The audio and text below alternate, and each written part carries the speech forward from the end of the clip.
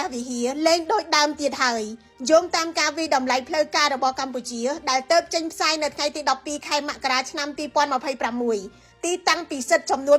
142នៅក្នុងបរិវេណប្រាសាទបេតិកភណ្ឌពិភពលោកដែលបណ្ដែតខ្លួនលើភ្នំដងរែកត្រូវបានបំផ្លាញដោយគ្រាប់កាំភ្លើងធំនិងគ្រាប់បែកតាមអាកាសដែលយោធាថៃប្រើប្រាស់វាយសង្គ្រប់លើកម្ពុជាចំនួន2លើកផ្ទួនគ្នានៅខែកក្កដានិងខែធ្នូឆ្នាំ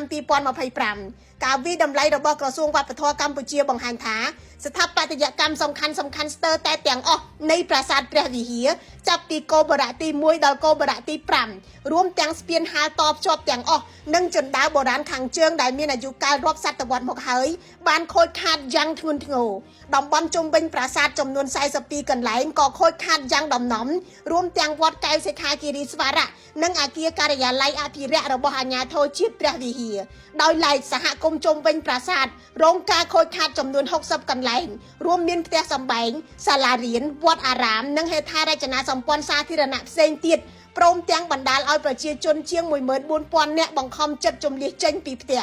សម្ភារៈនិងឧបករណ៍ជួសជុលដែលគាំទ្រដោយកិច្ចសហប្រតិបត្តិការជាមួយអាមេរិកឥណ្ឌាចិននិងដៃគូផ្សេងទៀតត្រូវបានបំផ្លាញទាំងស្រុងដែលធ្វើឲ្យការងារអភិរក្សប្រឈមទៅនឹងភាពយឺតយ៉ាវក្រសួងវប្បធម៌ក៏សម្គាល់ថាការបំផ្លិចបំផ្លាញដោយការវាយប្រហារក្នុងខែកក្កដាឆ្នាំ